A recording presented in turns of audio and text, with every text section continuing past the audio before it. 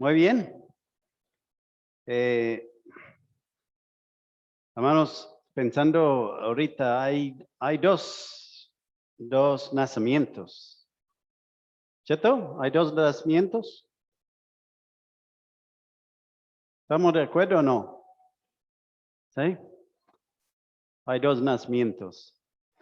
Yo estuve en uno de los nacimientos de mis hijos.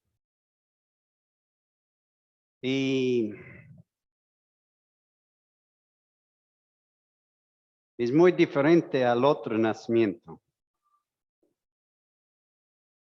Y los padres, bueno, los madres, todos han sido en el nacimiento de sus hijos, ¿cierto? Obviamente, ¿cierto? ¿Cómo no?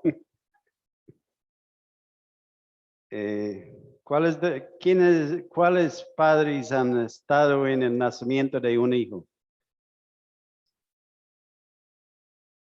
1, 2, 3, 4. Pero ahí en el salón, en el hospital o en la sala o usted detrás de la puerta, no, pero ahí viendo todo lo que pasa ahí. Bueno, muy poquitos de nosotros, ¿cierto? Muy poquitos han tenido el privilegio. Pero yo he tenido el privilegio también de estar en otro nacimiento. Y hace 20 años estuve en un nacimiento. Y yo ni sabía que el nacimiento se ocurrió hasta el día siguiente. No sé si yo estaba dormido o qué.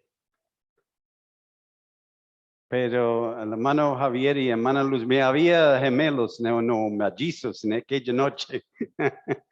Hermano Javier y la hermana Luz María el 24 de septiembre, hace 20 años, entregaron sus vidas a Cristo. ¿Sí? ¿Cierto, mi hermano? Y el hermano Olme y yo teníamos el privilegio de estar en la sala, en el comedor de la casa en aquella noche.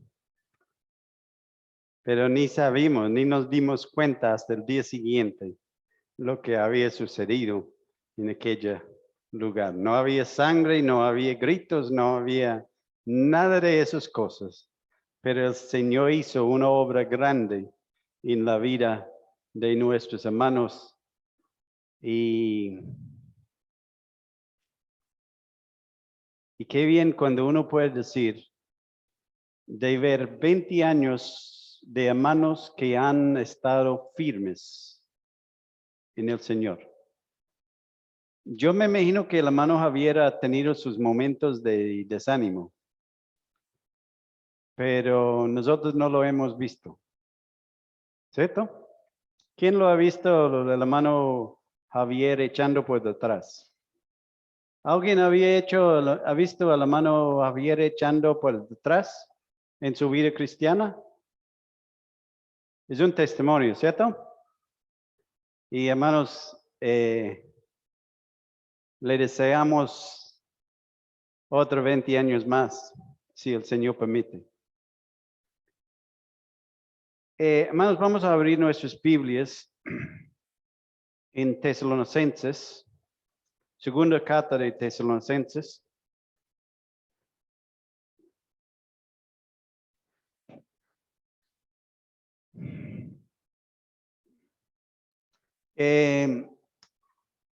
Vamos a leer los últimos 2 versículos del capítulo 1, donde empezamos hace casi un mes, creo. Dice,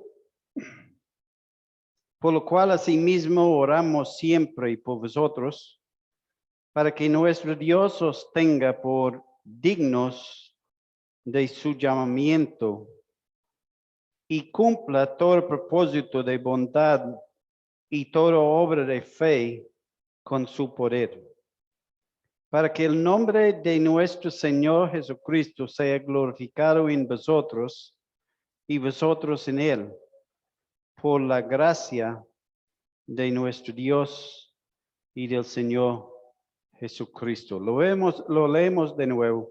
por lo cual asimismo oramos siempre por vosotros. La oración final del capítulo del apóstol Pablo.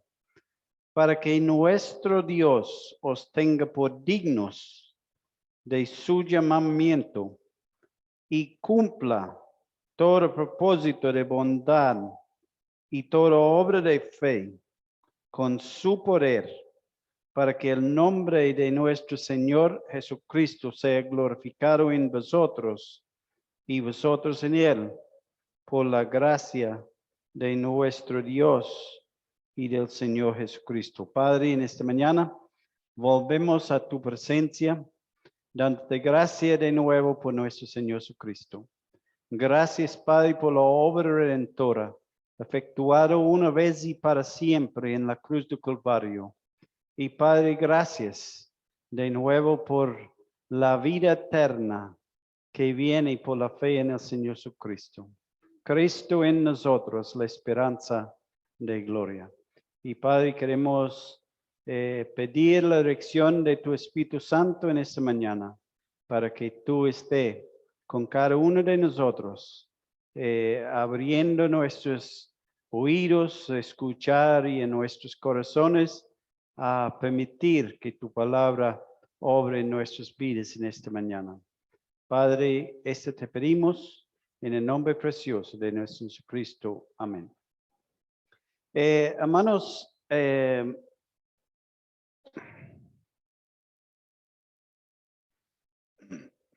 hace un mes miramos a estos dos versículos y decimos que en esta oración final del apóstol Pablo hay tres divisiones en la oración. Tres peticiones, tenemos un propósito y dos recursos que encontramos en esos dos versículos. En la semana pasada, la última mensaje, hablamos de la primera, que Dios os tenga por dignos de su llamamiento. Este era la oración del apóstol Pablo por estos creyentes de Tesalónica. Y encontramos leyendo el contexto del capítulo que los creyentes en Tesalónica estaban pasando bien, ¿cierto? ¿Estaban pasando muy bien? No. ¿Cómo así que no? Los cristianos pasan muy bien, ¿cierto? La vida de cristiano pasa muy bien. Había tribulación, había persecución. La iglesia de Tesalónica estaba pasando por dificultades, por tribulación, por persecución. Era una iglesia de pronto de un año de haber nacido.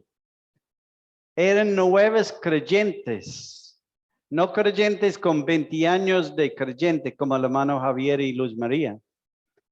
Eran bebés en la fe, un año más o menos de creyentes, y estaban en una situación de persecución, de tribulación.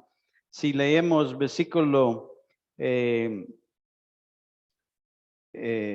los versículos antes, versículo 6 habla de con tribulación, y versículo 7, y a vosotros que sois atribulados. Ellos atribulados por el evangelio. La segunda cosa que tenemos es que Dios cumpla todo propósito de bondad, que Dios cumpla toda obra de fe. Esas son las tres peticiones del capítulo. Y como hemos dicho, hablamos de este llamamiento. ¿Y cuál fue el llamamiento? Para que seáis tenidos por dignos del reino de Dios, por el cual asimismo parecéis. estaban sufriendo en versículo 5, padeciendo por su fe en el Señor Jesucristo. Nosotros hemos tenido como iglesia, hemos vivido en de pronto los mejores tiempos de la iglesia.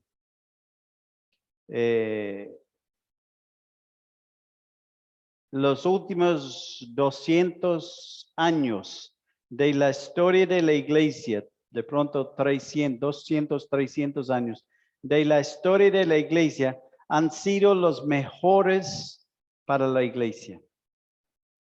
La mayoría del tiempo de la iglesia desde Pentecostés han sido tiempos de persecución, de tribulación, de martirio,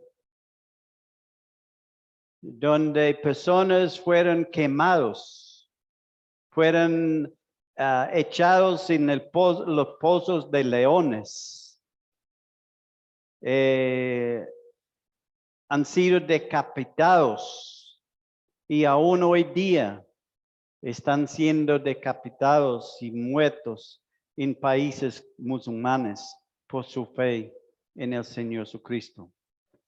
Pero la iglesia ha vivido los mejores tiempos porque no hemos tenido en nuestra cultura, en nuestra sociedad, no hemos sufrido lo que muchos han sufrido. Había los tiempos de en los 50, 60 en Colombia de la, ¿cómo se llamaban?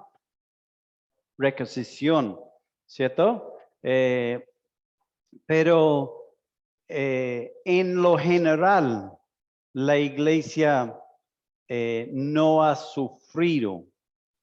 Y nosotros hemos llegado a creer que la iglesia, y muchos enseñan que la iglesia no sufre. Que si usted como creyente sufre persecución, hay algo malo en su vida, hay pecado en su vida, pero eso no es lo que la Escritura nos enseña. Pablo está orando que en sus persecuciones y tribulaciones ellos saldrán victoriosos y dignos de entrar al reposo cuando se manifiesta el Señor Jesucristo. Ese es el deseo del apóstol Pablo, que en esta tribulación ellos saldrán victoriosos. Y hermanos, aún las escrituras nos hablan que en los últimos días muchos van a apostar de la fe, ¿cierto? Entonces, pero ahora venimos a la segunda parte, la segunda petición, que Dios cumpla todo propósito de bondad en la vida de ellos. Aún en la persecución, ¿qué pasa cuando nosotros normalmente estamos pasando por momentos difíciles? ¿Cuál es la reacción normal de nosotros cuando estamos pasando momentos difíciles? Desánimo. ¿Qué más? Angustia. Cuando pasa el gato por el lado de nosotros, ¿qué pasa con el pobre gato? Le damos una patada, ¿cierto? ¿Ah? Todos sufren, porque yo estoy sufriendo. ¿Así es o no? La esposa sufre, los hijos sufren, o el esposo sufre en el caso de las mujeres. ¿Eso es lo que pasa en nosotros? ¿Esa es bondad? ¿Cierto que no? Entonces Pablo ora que aún en las tribulaciones, aún en esas dificultades, que Dios cumpla todo propósito de bondad en sus vidas. Que Dios os llene, os repleto supla todo propósito de bondad en sus vidas. Que Dios haga cumplir todas vuestras resoluciones motivados por la bondad de Dios, dice Hendrickson en su comentario. Y sabemos que la bondad es obra o es fruto del Espíritu Santo en nuestras vidas, ¿cierto?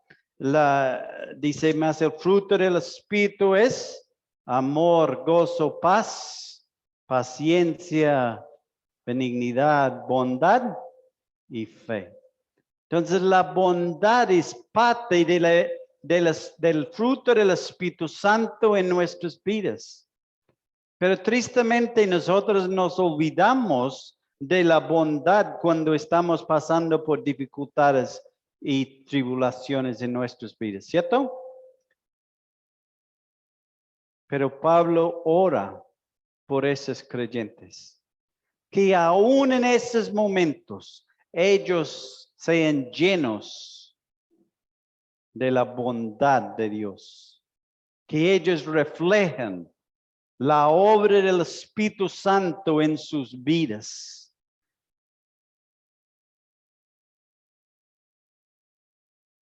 Es tristemente triste cuando nosotros por dificultades no reflejamos la obra del Espíritu Santo en nuestras vidas, ¿cierto?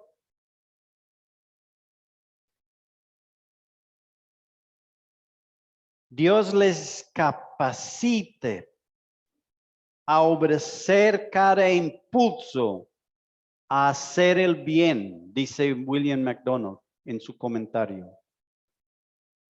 Ese es el deseo de Pablo, que Dios les capacite a obedecer cada impulso a hacer el bien. Como hemos hablado, ¿cierto? Cuando estamos pasando por dificultades, no hay muchos impulsos de hacer el bien, ¿cierto? ¿Cierto que no? ¿O sí? Ustedes son diferentes que yo. Yo soy el único pecador aquí. ¿Ah? En Romanos, el apóstol Pablo tuvo problema con eso. Él dice que él en capítulo 7 de Romanos, que él las cosas que él quería hacer, no las hacía. ¿Cierto? El hacer bien no es algo natural en nuestras vidas. ¿Cierto que no? No. El hacer bien no es natural en nuestras vidas, hermanos.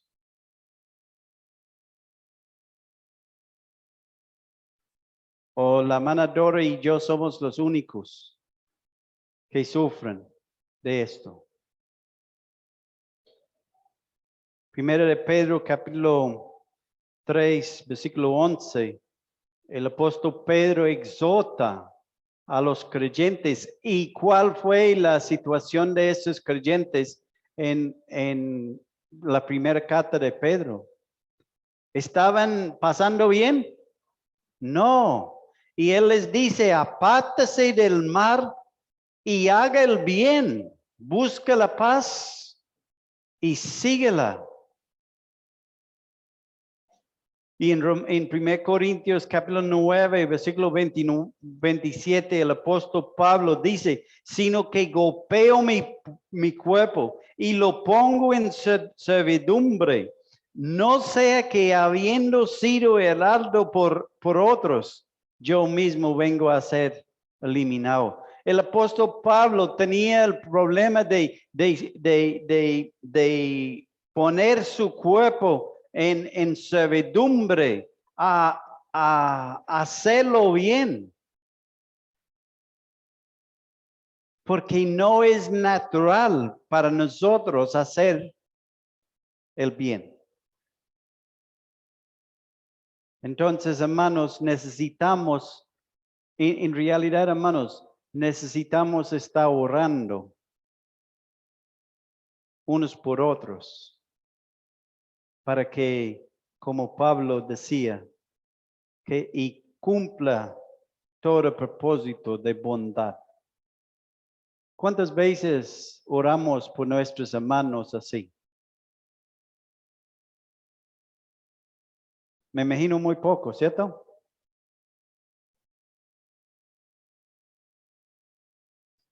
Tercer punto de la oración es que Dios cumpla toda obra de fe. Obra de fe es lo que hacemos siendo guiados plenamente por Dios. No es decidir hacer algo y invitar a Dios a acompañarnos. Ese es lo normal, ¿cierto? Nosotros decidimos hacer algo para el Señor y decimos, bueno, Señor, yo quiero hacer esto, entonces yo te voy a invitar para que usted nos prospere en eso y etcétera, etcétera, etcétera, ¿cierto? Eso es que hacemos nosotros y yo tengo fe en el Señor que usted va a bendecir, eso es lo que yo quiero hacer. Esa es la manera que nosotros utilizamos la fe. La obra de fe es que nosotros vemos a Dios obrando y nosotros, como los que han hecho el estudio, mi experiencia con Dios, nos anima a mirar donde Dios está obrando y unirnos a Él y creer que Él es el que está obrando, ¿cierto? Pero muchas veces nosotros queremos ser los héroes. Y Señor, nosotros tenemos la fe. Hebreos dice, sin fe es imposible agradar a Dios. Fe es creerle a Dios. Es por la fe que somos salvos.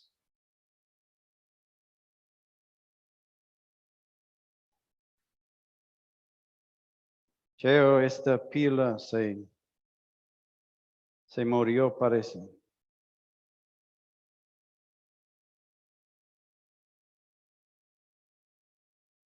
Aquí está.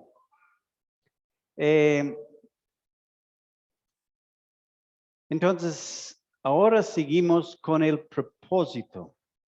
Y el propósito en versículo 12 dice, para que el nombre de nuestro Señor Jesucristo sea glorificado en vosotros y vosotros en él. El propósito. El fin principal del hombre, dice C.S. Lewis, el fin principal del hombre es glorificar a Dios y disfrutarlo para siempre. Esa es la razón por la cual nosotros estamos aquí en la tierra. Es para glorificarle a Dios. Y este es el propósito por lo cual Pablo está orando por esos creyentes. Él no está orando para que se quite sus tribulaciones. Él no está orando para que ellos tengan un nombre muy grande en la tierra. Que sean reconocidos por la grandeza de su fe. Él está orando con el propósito que el nombre del Señor Jesucristo sea glorificado en ellos y ellos en él.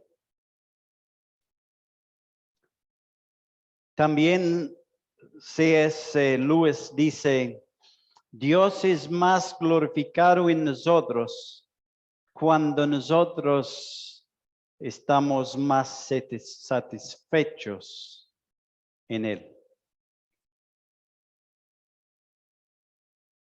Cuando cantamos el cántico, ¿cierto? Satisfacción sin fin, ¿cierto? Dios es más glorificado en nosotros cuando nosotros estamos más satisfechos en Él. Cuando nosotros deleitamos en Él. Cuando Él es nuestro deleite.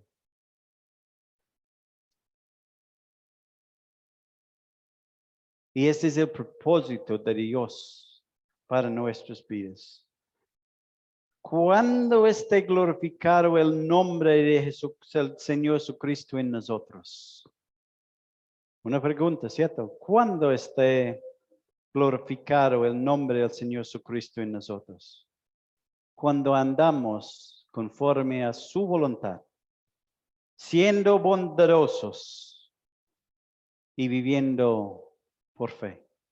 ¿Cierto? Eso es lo que el apóstol está diciendo. Esa es su oración. Entonces es obvio que cuando andamos en la voluntad de Dios, el nombre del Señor está glorificado en nosotros. Hermanos, no podemos esperar que el nombre del Señor sea glorificado en nosotros cuando nosotros no estamos en la voluntad de Él. A veces creemos y hemos escuchado personas diciendo, no, pero yo no creo que Dios está tan preocupado por esa cosa. Él tiene otras cosas para preocuparse que en mí haciendo unas cositas ahí pero Dios es más glorificado cuando nosotros estamos satisfechos en Él. Los recursos. Dos recursos, su poder y su gracia. Dice, por lo cual asimismo oramos siempre por vosotros, para que nuestro Dios os tenga por dignos de su llamamiento, cumpla todo propósito de bondad y toda obra de fe con su poder, para que el nombre de nuestro Señor Jesucristo sea glorificado en vosotros y vosotros en Él, por la gracia de nuestro Dios y del Señor Jesucristo. Los recursos para que podamos vivir dignos de su llamamiento. Los recursos para que podamos cumplir el propósito de Dios de glorificarle en nuestras vidas. El poder de Dios. Bueno, somos salvos por el poder de Dios. Romanos 1:16, porque no me avergüenzo del evangelio, porque es poder de Dios para salvación a todo aquel que cree. Entonces el poder de Dios que nos salva es el mismo poder que nos guarda. Somos guardados por el poder de Dios en 1 Pedro capítulo 1:5, que sois guardados por el poder de Dios mediante la fe para alcanzar la salvación que está preparado para ser manifestado en el tiempo posterior. Mire, el poder de Dios que nos salva es el mismo poder que nos guarda. ¿Y cuántas veces nosotros damos gracias al Señor por salvarnos? Pero cuando viene un problema, cuando viene una situación difícil, nosotros estamos, como decimos ahora, desanimados. Estamos como arrastrados sobre la tierra. Tenemos la cara de vaca, como hemos hablado muchas veces, ¿cierto? Cuando el mismo poder que nos salva es el poder que nos guarda. ¿Dios cambió? Entonces, ¿quién cambió? Nosotros. ¿Cuántas veces tenemos una dificultad financiera, económica? Y hemos visto al Señor obrar en grandes maneras y ha suplido nuestra necesidad. Y la próxima vez que, y damos gracias al Señor por eso, y la próxima vez que tenemos una necesidad, la primera cosa que hacemos es llamar el que presta gota a gota para pedirle a una gota a gota. ¿Ah? Porque ay, yo no sé cómo voy a salir de esa, pero yo tengo que prestar la plata de algo y alguien, y el único que me da es el de gota a gota. ¿Hemos visto esta? ¿Hemos de pronto hecho algo así?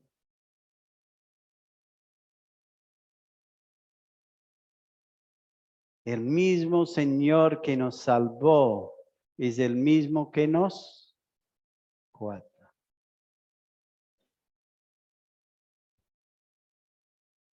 El mismo poder que habló y todas las cosas entraran en existencia y mantengan en existencia. Ese mismo poder es el poder que nos guarda. Es el mismo poder que Pablo está hablando aquí. En Hebreos capítulo 1, versículo 2 y 3, nos dice, en este postreros días nos habló pues el Hijo, quien constituyó heredero de todo y por quien asimismo hizo, ¿qué hizo? El universo, el cual siendo el resplandor de su gloria y la imagen misma de su sustancia, y quien sustenta todas las cosas con la palabra de su poder. Hermanos, ¿creemos esto o no?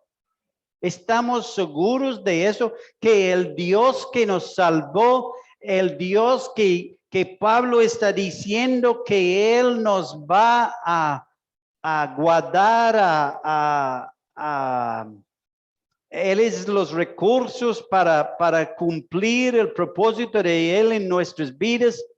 Ese mismo es el creador del universo.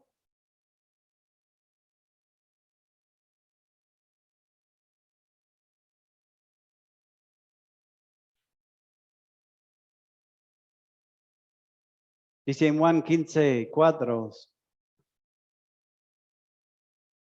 sin mí nada podéis, separados de mí nada podéis hacer. Hermanos, ¿cuántas veces estamos separados del Señor?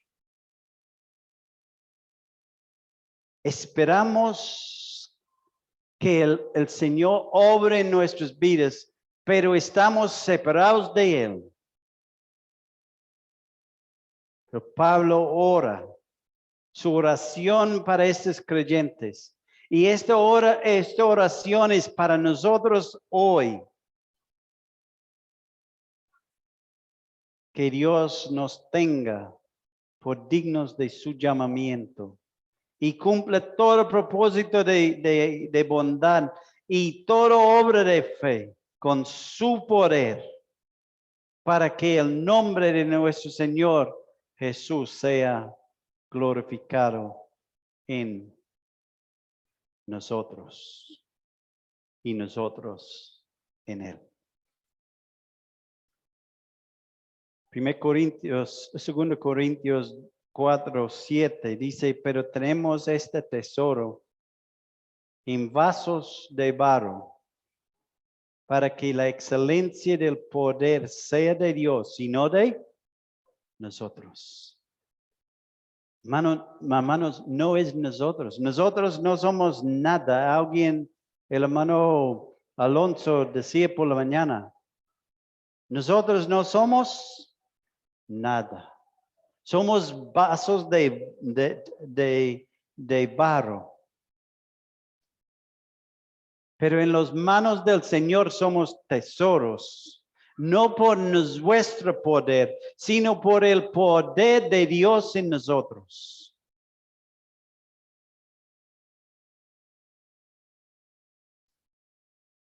Y el segundo recurso que tenemos es la gracia de Dios y del Señor Jesucristo.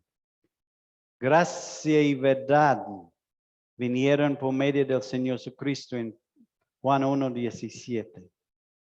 La gracia y verdad vino por el Señor Jesucristo.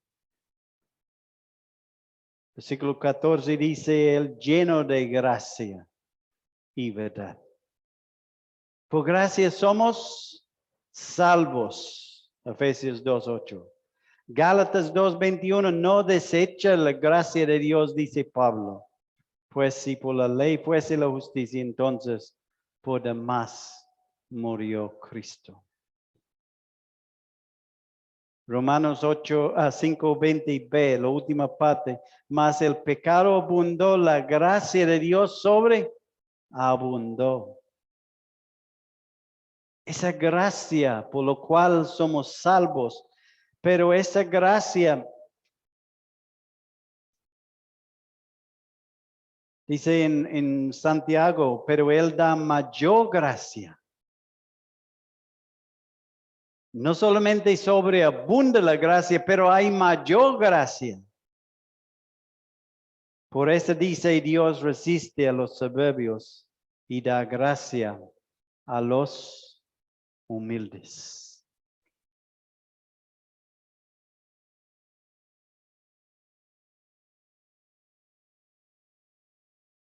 Hermanos, que nuestras vidas sean dignos de aquel llamamiento victorioso.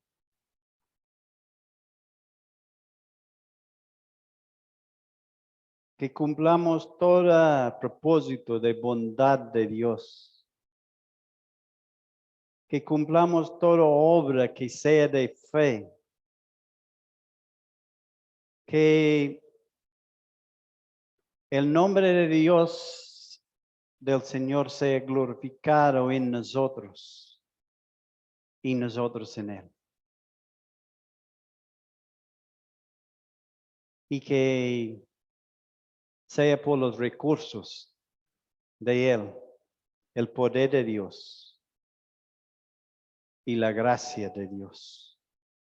Que el Señor nos guíe, hermanos, que el Señor nos anima. Hermanos, cuando vamos a dudar del Señor, cuando vamos a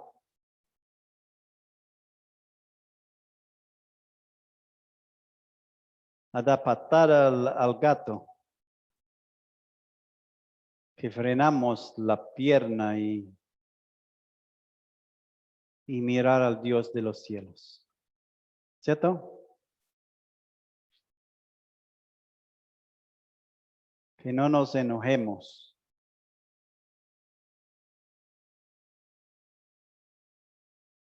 Que recordamos la exhortación, la oración de Pablo por los hermanos de Tesalónica, para que el Señor sea glorificado en nuestras vidas. Padre, en esta mañana, gracias.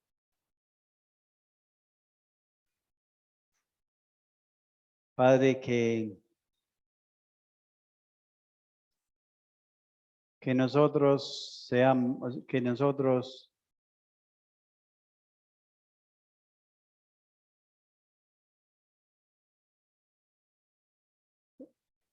nuestra satisfacción sea en el Señor Jesucristo. Que Él sea nuestro deleite.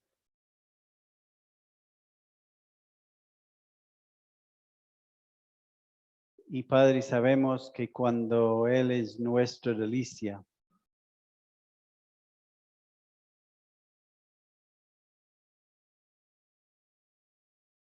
lo vamos a andar más cerquita a Él.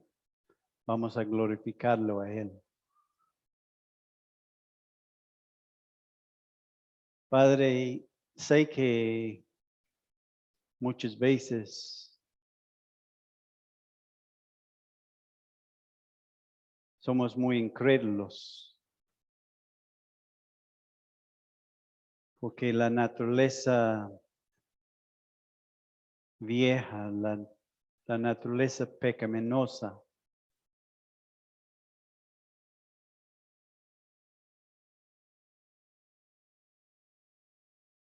no quiere creer.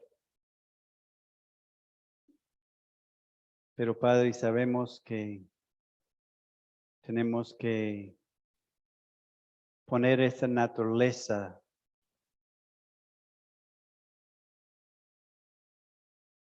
bajo servidumbre.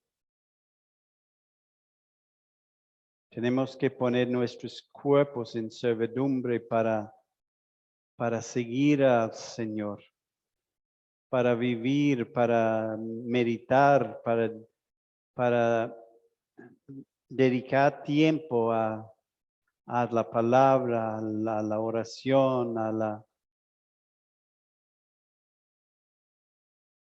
adoración, alabanza de nuestro Señor. Padre, ayúdanos. Ayuda nuestra incredulidad como clamó este hombre en el Evangelio.